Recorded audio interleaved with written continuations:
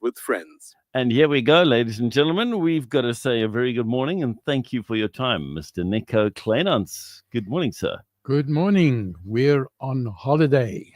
Yay! And we are in a holiday city with lots of visitors coming to boost our economy. And we want to say thank you for what you're doing. And a special thank you to those of you who are driving, because our cameras work. And you're going to contribute around 35 million in the next month to our fund, which our traffic department is going to use to buy more cameras for when you visit again next year. Unfortunately, those cameras are also going to give us tickets as well. So please be careful on the roads while you're driving here. But I once, about 25 years ago, visited another holiday city, and that was Jerusalem. And I visited that city during one of their major festivals, one festival which they call the Feast of Tabernacles. Now, during that festival, Jerusalem changes. It changes because the local residents are required for those 7 days to move out of their homes. And they have to build temporary shelters. Now, they can build it in the front yard, they can build it in the backyard, they can build it on balconies, they can even build it in little parks, but they've got to build it outside of their homes. And during that time, they live in booths, and the instructions are quite strict. They are temporary booths that's made of wood, canvas, and the roof is made of palm tree leaves. And the leaves have got to be done in such a way that when you're lying in your bed at night, you must be able to see the stars. And if it rains, you must be able to feel the rain falling on your head. So those are the strict instructions.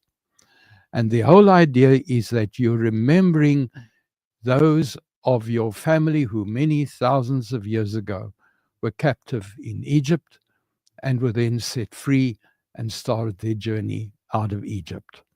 So it's a special time for kids, and it's a special time for families as well. And in that sense, that's also what happens in Cape Town, because we have people descending on us.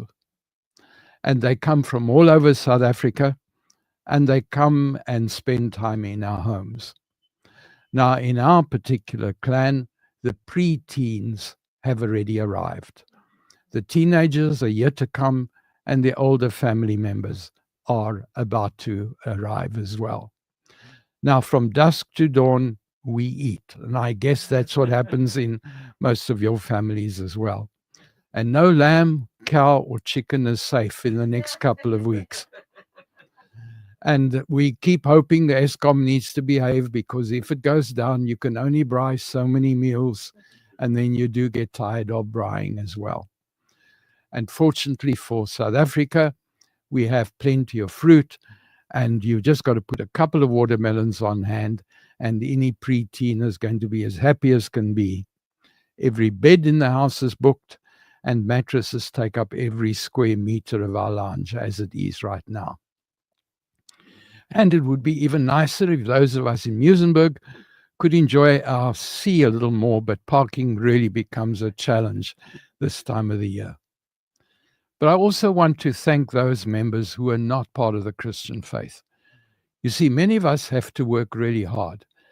And I'm thinking particularly of those in the medical profession who work in hospitals. And they've got to make a lot of sacrifices this time of the year.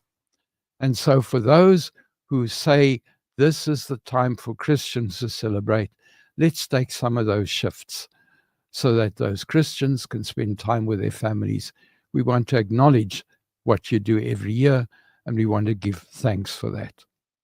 And for those of us who are part of churches, we need to remember that for some of our members, some of our friends, this is going to be the first Christmas that a loved one will not be sitting at the table. And they're going to feel lonely, and they're going to feel sad about this. And we need to become aware of it, and we need to be available to support them in their grief. Having lost several family members in this particular month of the year, I find that this is the time where I will take one night, I will isolate myself, I will listen, reflect, and I will then give thanks to God for the blessings that those people brought to my life. And this is the time that I'm reminded of God's love and the way God expresses love through family members. And it gives us an opportunity again of being aware of how much we are part of God's plan. It's not an accident.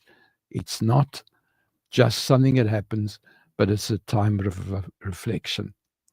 Now, to those thousands of listeners, I want to wish you a time of joy, peace, fellowship, that you may enjoy the presence of God and the joy that God brings from family and friends.